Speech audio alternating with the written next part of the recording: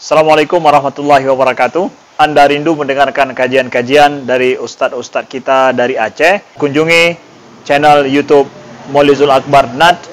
Subscribe, like, share, komen.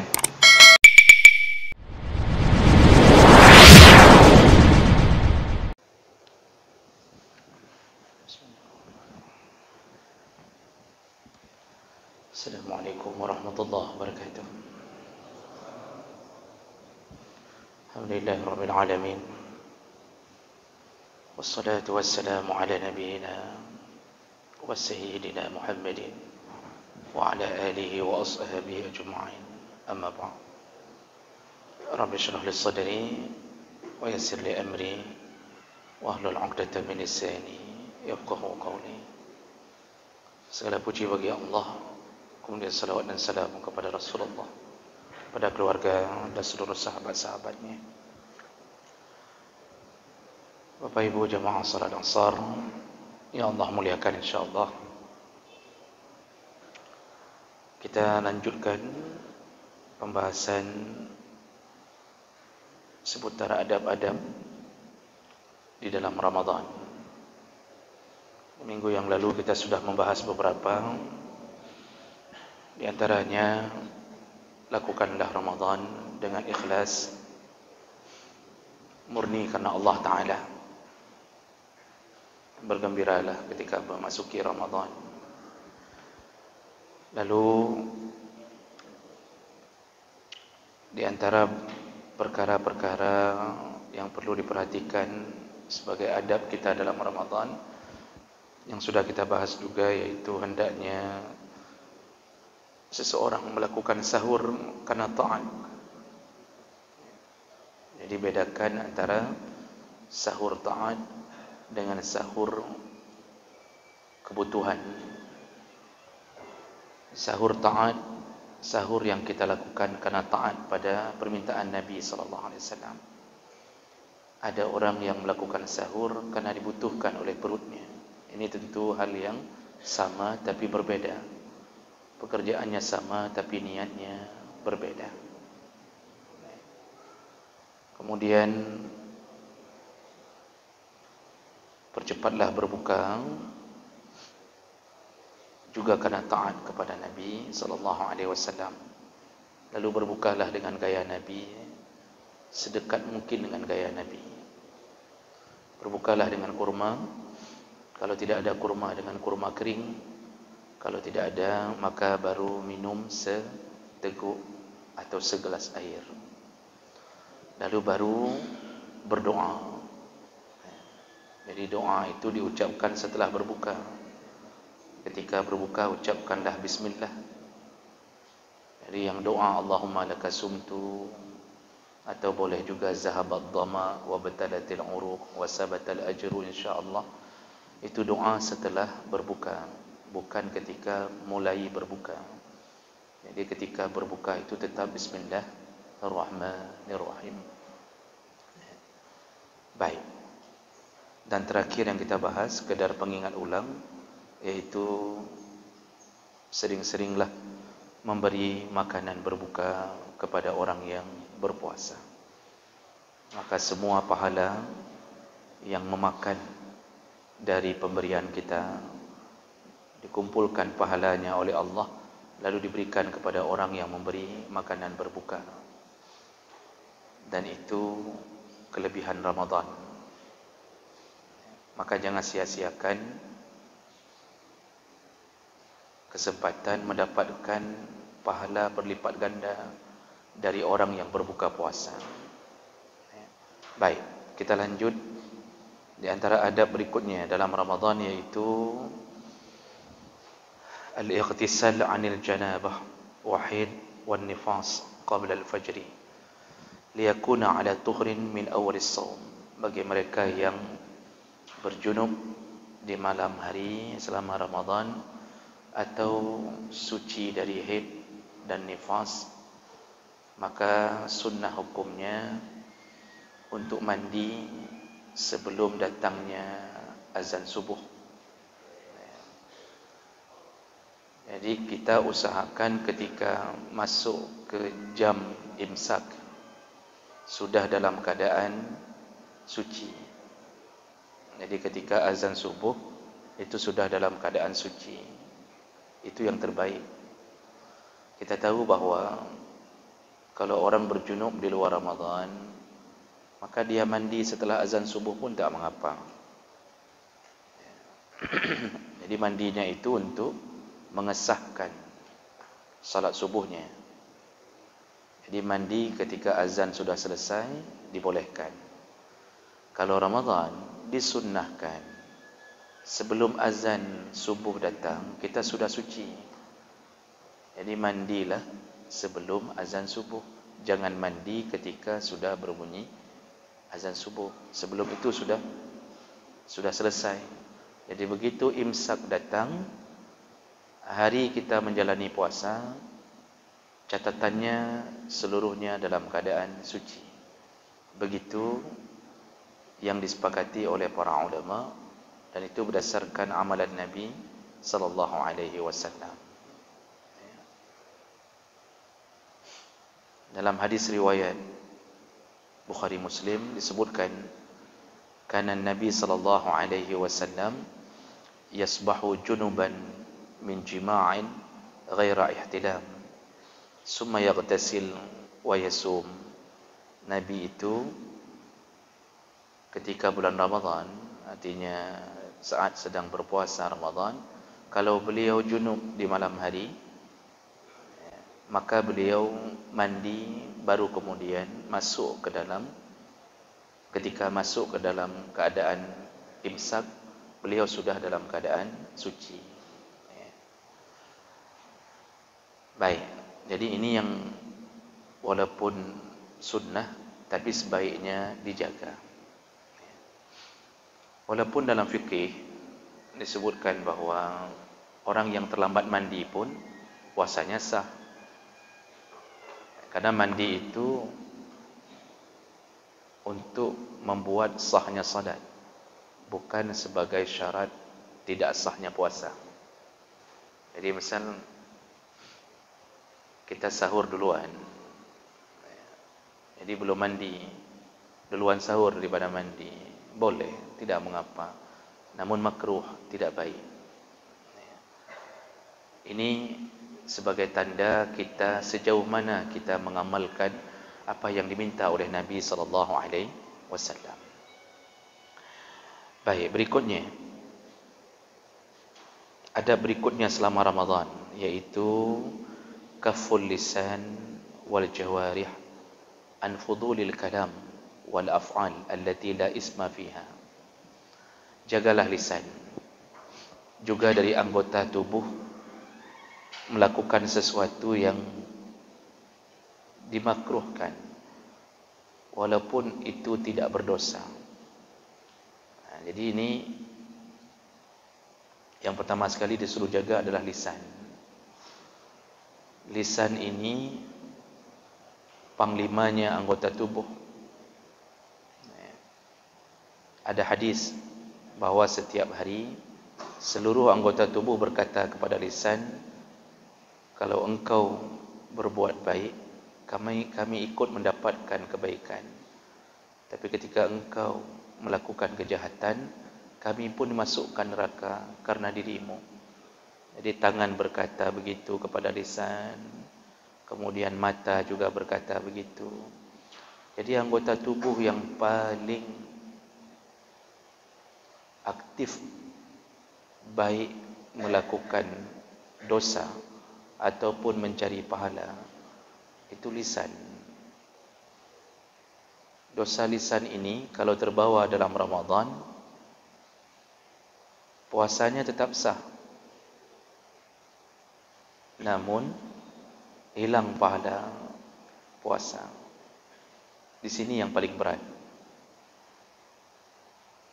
Rasulullah sallallahu alaihi wasallam menyebutkan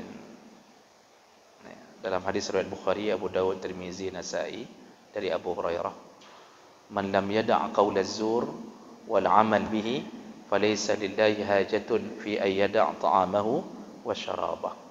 Barang siapa yang tidak meninggalkan perkataan buruk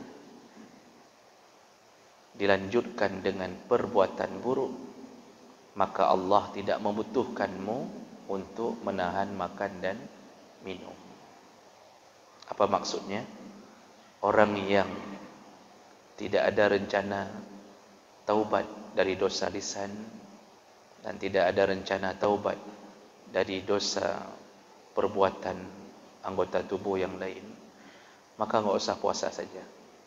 Kira-kira begitulah yang Allah ingin katakan. Kenapa puasamu sia-sia? Makanya dalam Ramadan ini paling dijaga lisan. Walaupun emosi telah memuncak, usahakan lisan tidak menyambut emosi itu. Kita tahu bahwa hari-hari kita, apalagi dengan cuaca yang sangat panas, terserempet mobil saja itu bisa menyebabkan perkara yang berbahaya, ya. Jadi ini perlu dijaga, benar-benar dijaga, ya. Jadi Bapak Ibu yang Allah muliakan, dalam hadis yang lain Rasulullah mengatakan, "Iza kana yaumu shaumi ahadikum," kalau engkau sedang menjalani puasa di hari-harimu, "fala yarfus wala yashab," janganlah lisanmu membicarakan rafas. Rafas itu bahasa-bahasa porno. Ya, selama Ramadan jangan bicara yang menyindir-nyindir ke arah seksualitas, walaupun dengan istri sendiri. Walaupun dengan istri sendiri. Jadi jangan bersenda gurau ke arah syahwat. Nabi SAW kata Aisyah, juga beliau bercanda dengan Aisyah dalam Ramadan, tapi Nabi mampu menahan diri.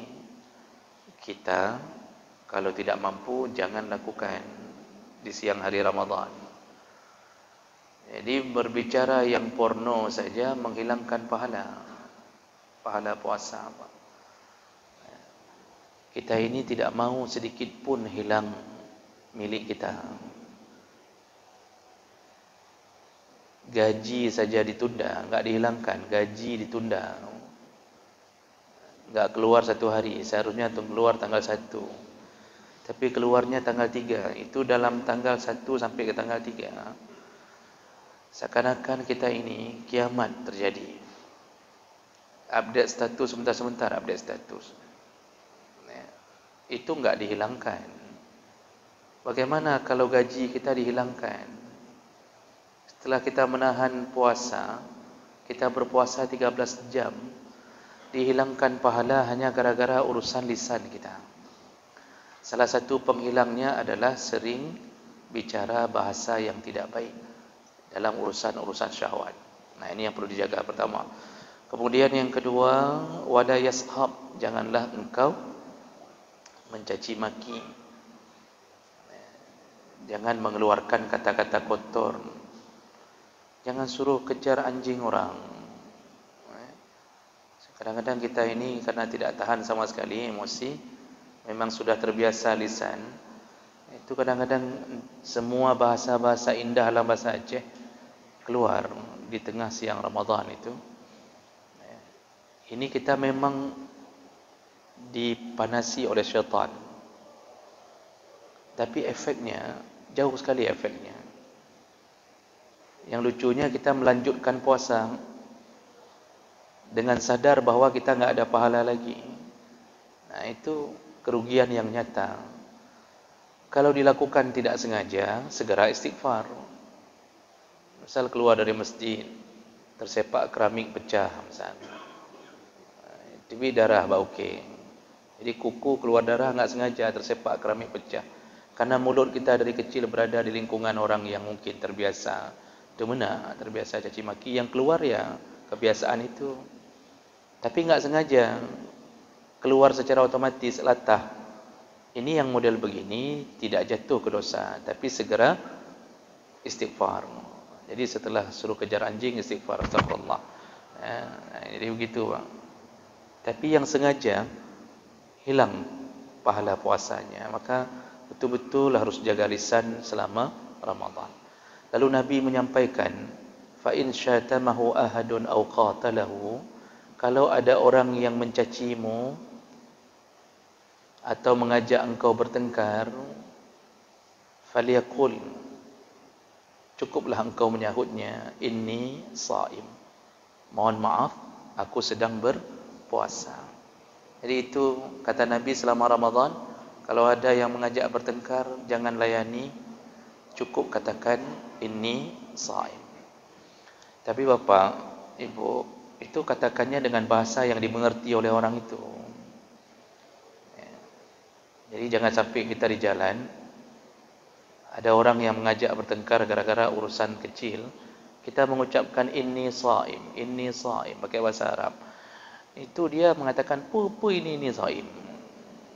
Udah pu handlung ini shaim. Dia ikut pengajian enggak pernah, bahasa Arab enggak pernah belajar. Jadi maksud ini shaim itu dalam bahasa Arab, sesama orang Arab.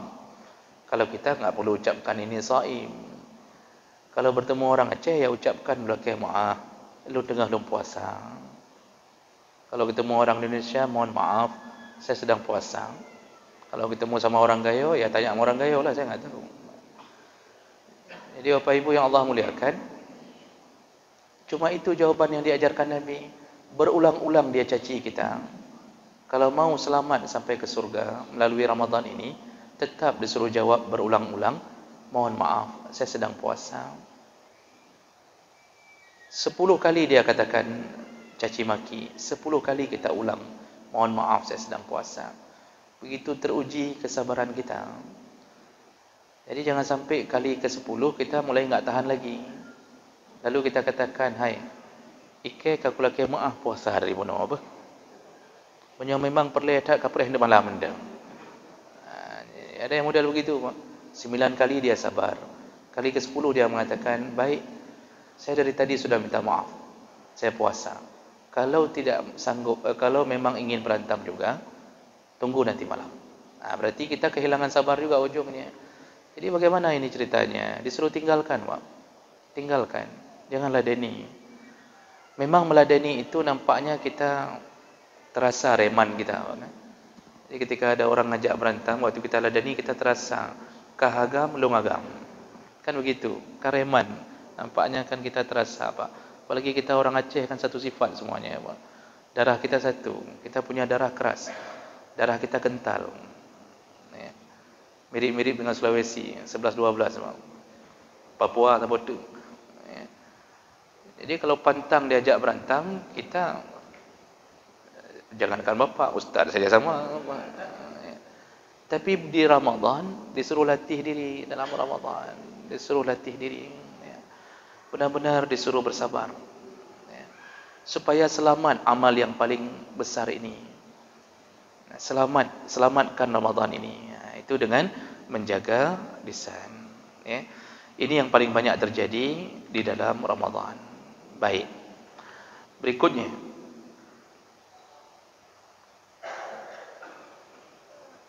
sedikit lagi, pekerjaan lisan ini banyak, Pak, yang menyebabkan dosa. Tidak mesti hanya caci maki, termasuklah ghibah, mengupat. Jangan mengupat dalam Ramadan, kecuali orang yang layak diupat. Di dalam Riyadhus Shalihin, Imam Nawawi mengatur ada 6 tempat boleh mengupat.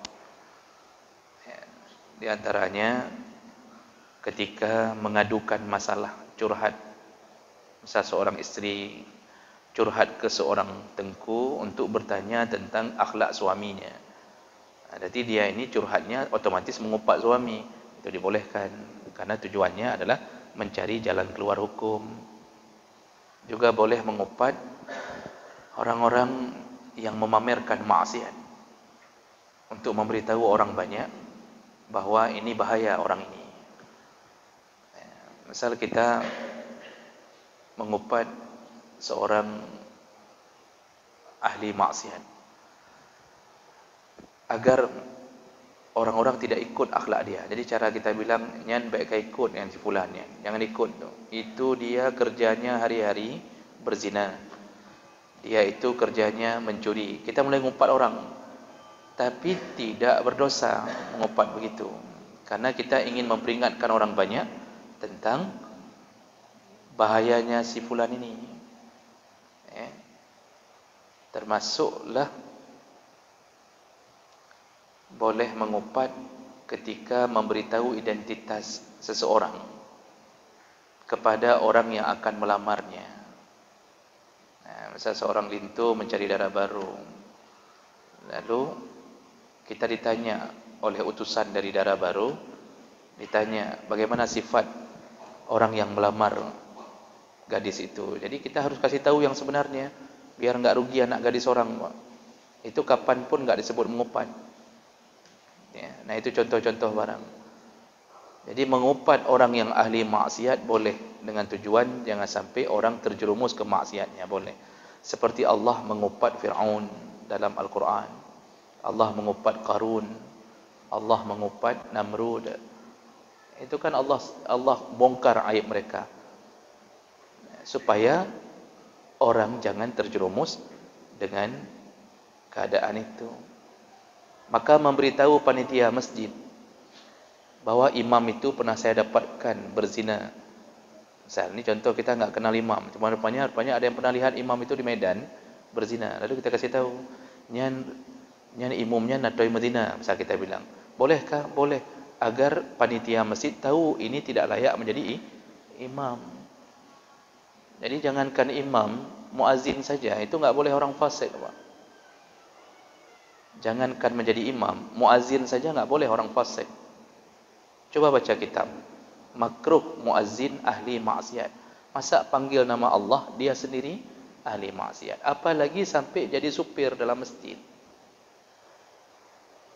Kita suruh jadi imam hanya gara-gara bacaannya bagus. Kita enggak lihat akhlaknya di belakang. Kesombongannya, keangkuhannya. Ini tidak layak jadi imam. Kenapa kita jadikan panutan? Ini aneh. Jadi boleh mengupat di perkara tertentu saja. Lalu kemudian termasuk namimah, itu menghilangkan pahala puasa, mengadu domba. Hari ini mengadu domba begitu mudah. Kita enggak lakukan lagi dengan lisan. Kita lakukan melalui media sosial. Potong video orang, lalu caci maki supaya beradu antara orang sana dengan orang sini. Nah, ini termasuk namimah model akhir zaman. Mengadu domba, supaya orang saling membenci. Kita yang setting itu semua. Makanya semua provokator, buzzer, itu semuanya insya-Allah ahli neraka. Provokator, buzzer, pokoknya yang mengacau-ngacaukan keadaan, mengeluarkan statement-statement sehingga orang berantem sana sini, itu insya-Allah ahli neraka. Kenapa saya berani mengatakan itu? Karena Rasulullah mengatakan la yadkhulul jannah an-nammam. Tidak akan pernah masuk surga an-nammam, orang yang suka mengadu domba, tidak akan masuk surga. Itu bahayanya pengadu domba. Baik. Kemudian al-kizab. Selama Ramadan jangan berbohong. Maksudnya selama Ramadan jangan bohong, bukan bermakna habis Ramadan boleh bohong. Maksudnya selama Ramadan jangan bohong. Habis Ramadan kalau orangnya la'allakum tattaqun, pasti dia sambung itu amalan tidak berbohong. Berbohong ini tidak dibenarkan kapanpun kecuali pada 3 perkara. Yang pertama, ketika menjadi panglima perang, dibolehkan berbohong untuk meningkatkan semangat pasukan. Yang kemudian boleh berbohong yang kedua, ketika memuji pasangan hidup. Istri memuji suami, suami memuji istri. Suami bilang bahwa istrinya adalah rembulan, bintang, ya. Engkaulah matahari di malam hari, engkaulah bulan di siang hari, katanya. Wajahmu begitu cantiknya, padahal enggak sesuai kenyataan, bohong semua. Berdosakah? Tidak. Istri memuji-muji suami, abang paling ganteng, macam model, bohongkah? Bohong. Dosa? Tidak. Ya. Tapi diingatkan jangan berulang-ulang, nanti nggak bisa dipercaya lagi. Tapi perempuan walaupun diulang-ulang bohong itu tetap suka. Dia akan minta lagi, ini semangat dong lagi baru, kata dia. Bohonglah kayak kemarin lagi. Kalau nggak bohong, kalau dibilang kenyataannya, itu banyak sakit hatinya. Jadi bagus bohong. Termasuk masakan, boleh mau berbohong di atas masakan. Kita bilang enak, padahal nggak enak sama sekali. Dibolehkan. Jadi bohong yang ketiga, siapa ingat, lupa saya bohong ketiga.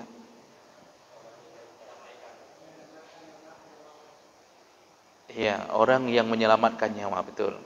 Ya. Jadi dia boleh berbohong, misal dia mengaku Kristen supaya tidak dibunuh. Ya, tapi dalam hatinya mutmainnun bil iman. Ya, dalam hatinya tetap Islam. Jadi supaya tidak dibunuh, disuruh ngaku bahwa Tuhan kita Yesus. Bilang saja di mulut Yesus tidak mengapa. Tapi hati tetap la ilaha illallah. Kalau sudah selamat, nanti baru mengikrarkan kembali. Itu dibolehkan.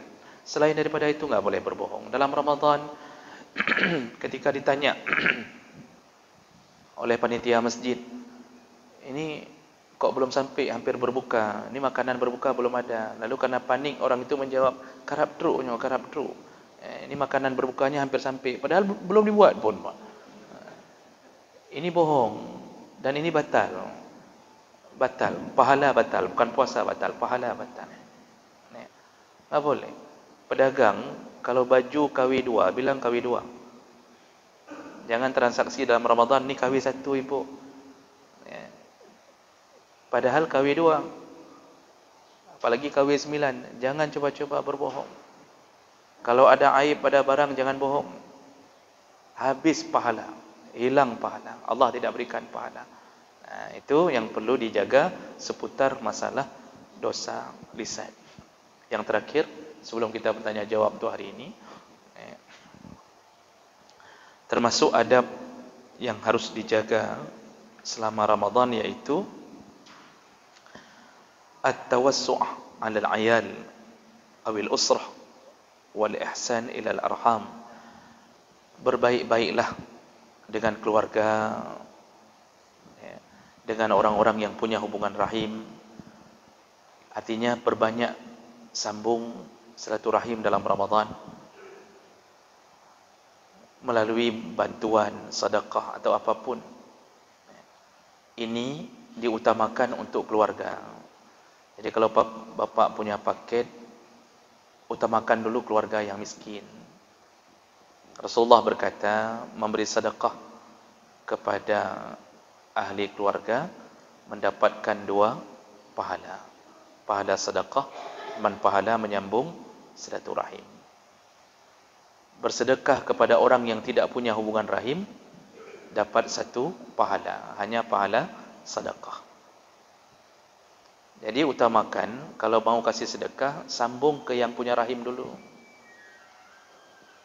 Ini lebih utama untuk dijaga. Jangan sampai kita berbaik-baik ke pengemis di lampu merah, tapi dengan sepupu sendiri, bahkan dengan adik sendiri, kita nggak pernah mencoba untuk berbuat baik. Ini kesalahan yang paling banyak terjadi. Padahal dengan 1 paket kita kirimkan kepada adik kita atau abang kita yang miskin, yang selama ini mereka punya su'zan kepada kita. Mereka mungkin berfikir mentang-mentang udah kaya, tinggal di Lok Semawe, ke kita nggak teringat lagi. Hanya dengan mengirimkan sekali, itu buyar semua, Pak. Terhapus su'zan itu. Kita ini akui tidak akui, yang rahim tidak bisa putus. Kalaupun kita sedang marah lalu mengatakan kita bukan lagi saudara, misalnya kita katakan, tapi dalam catatan Allah tetap saudara, karena darah itu nggak bisa diputuskan. Berhutang, memberi hutang kepada adik, kepada abang, dengan memberi hutang kepada selain yang punya hubungan rahim, itu lebih besar pahala memberi hutang kepada yang saudara. Cuma penyakitnya kalau kita kasih hutang ke saudara, kita lebih sering tersakiti. Orang lain mudah bayar hutang, saudara nggak bayar hutang. Tapi untuk kita tahu, lebih mudah masuk surga melalui tangan saudara ini. Dia memang enggak bayar hutang, lalu kita bersabar-sabar. Ya, bersabar-sabar, lalu kita beri tempo. Semua mengatakan alah hadud. Jadi waktu sudah mulai ada desakan, misal isteri mengatakan, kenapa enggak minta hutang tu sama si adik? Kita akan mengatakan alah hadud. Ini karena adik. Kalau bukan adik, kaku hambo kari roronya. Ini gara-gara adik. Kenapa enggak minta hutang sama abang? Alah, abang tu memang miskin, memang kayak gitu dia dari kecil. Jadi kita banyak sekali menahan sabar kalau saudara berurusan, Pak. Dan itu terjadi fenomena kita. Kalau dengan orang lain kan langsung kita WA, langsung kita telepon, pada rencana bayar hutang. Nah, rencana bayar hutang, menyuhana rencana, untuk malam lonjak kenan. Itu kalau dengan orang lain, mudah, tegas-tegas saja. Kalau enggak ada rencana, nanti malam tunggu aja nanti malam apa yang terjadi. Ya. Tapi kalau dengan saudara kita susah mau melakukan itu. Disitulah perkara yang menyebabkan begitu mudah Allah masukkan kita ke surga. Karena urusan-urusan bersabar di atas perilaku saudara. Apalagi masalah membantu saudara kemudian tidak dibalas kebaikan kita, malah dibalas dengan air tuba. Itu bertumpuk-tumpuk pahala. Kita kasih hutang ke dia 5 juta, sampai hari ini enggak dibayar. Apa kata Nabi? Begitu sudah jatuh tempo, tapi karena kita mengingat dia adik kita, lalu kita katakan, ya sudahlah, kapan ada ajalah bayar. Sudah bertahun-tahun enggak bayar-bayar. Rasulullah berjanji dalam hadis yang sahih, begitu jatuh tempo dia belum bayar, kita berikan keluangan.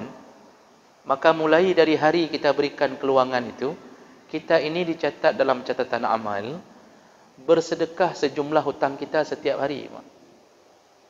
Jadi yang 5 juta itu dicatat di atas catatan amal, kita bersedekah sehari 5 juta, 5 juta, 5 juta, 5 juta.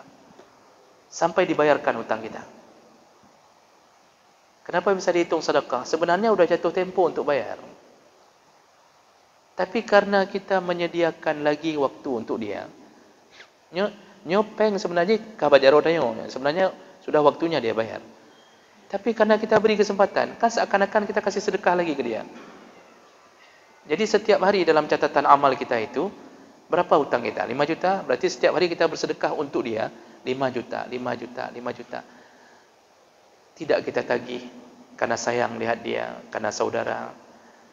Makanya perlu banyak-banyak sabar memang hidup ini. Hutang 5 juta, tapi kalau kita sabar, Pak, mungkin surga Allah berikan melalui 5 juta itu.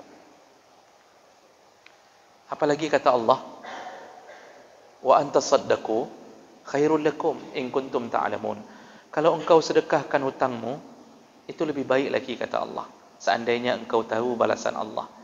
Kalau sudah pakai bahasa seandainya engkau tahu, itu yang dimaksud surga. Jadi akhirnya kita mengatakan, ya sudahlah dik, kalau memang enggak ada uang, yang 5 juta itu saya sedekahkan untukmu. Walaupun hati kita mengkerut-kerut, ya, tahu mengkerut-kerut Pak, melen-len, ya. Hati kita paksakan untuk lepaskan itu. Tapi itu sudah masuk ikhlas itu. Melepaskan itu sudah masuk ikhlas. Walaupun masih ada, namun itulah manusia. Mana bisa manusia lepas begitu saja, okay? Akhirnya dia enggak bayar lagi 5 juta itu. Apa kata Allah? Itu lebih baik seandainya engkau tahu balasan Allah. Maka orang yang membebaskan hutang terutama kepada saudaranya, insya-Allah surga. Dengan syarat dia melakukan rukun Islam dengan baik dan tidak ada maksiat lain yang membahayakan dirinya. Makanya hubungan dengan saudara itu disuruh berbaik-baik dalam Ramadan, walaupun ketersinggungan pasti ada. Ya, tidak mungkin kita berbuat baik tanpa sedikit masalah, enggak ada. Manusia itu enggak normal kalau enggak ada masalah. Dengan orang yang paling kita cintai saja di rumah bermasalah. Itu dengan seorang perempuan, anak gadis orang yang kita dulu kirim gambar lofi itu terusan, Pak, lofi kirim itu terusan. Ya, itu tiap-tiap Sabtu Minggu traktir bakso anak orang ada 20 tahun, Pak. Digendong anak orang bawa sana bawa sini. Engkaulah segala-galanya. Allah enggak ada lagi, engkaulah segala-galanya. Itu setelah menikah. Orang yang paling kita cintai habis-habisan ribut juga. Tidur berdua, bersentuhan, ya. Masya Allah, yang satu tidur di atas pahanya, yang sebegini, macam model. Ribut juga. Itu dengan orang yang kita cintai. Apalagi dengan orang yang biasa saja.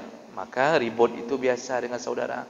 Yang jangan ribut yang menyebabkan terjerumus ke neraka. Maka Ramadan itu saatnya berbuat baik. Jadi kirimkanlah minyak goreng, gula kepada saudara. Terutama yang miskin-miskin, kirimkanlah. Pasti mereka terharu. Ini misal kita punya saudara di kampung pelosok, kita kirimkan, pasti mereka memikirkan, mereka pasti mengatakan, tapi ke hana teringat li kedanyo. Kita pikir mereka sudah enggak teringat lagi ke kita, rupanya teringat. Itu syaitan bubar. Syaitan yang selama ini berusaha memutuskan silaturahim terpaksa bubar. Di hari kita kirimkan minyak goreng, yang di kampung sana dipikir kita udah sombong kali loh semua, padahal kita enggak ada waktu untuk kirim. Ramadan teringat untuk kirim. Kirim semua tu ke adik bapa, ke anak-anak, keponakan, kirim plastik-plastik isi paket Ramadan. Di hari itu semua mereka mengatakan, ya Allah, lu enggak salah fikir, saya salah fikir, saya pikir selama ini dia jahat, ternyata baik. Syaitan terpaksa membubarkan partainya hari itu. Dah capek mereka buat supaya silaturahim ini enggak terputus, hanya dengan sebungkus plastik terhubung kembali. Maka besar sekali pahala berbuat baik dengan saudara, walaupun kita berada di posisi tersakiti. Baik, saya cukupkan. InsyaAllah kita sambung adab-adab dalam Ramadan di pertemuan yang akan datang. Subhanakallahumma bihamdik, asyhadu an la ilaha illa anta, astaghfiruka wa atubu ilaik. Wassalamualaikum warahmatullahi wabarakatuh.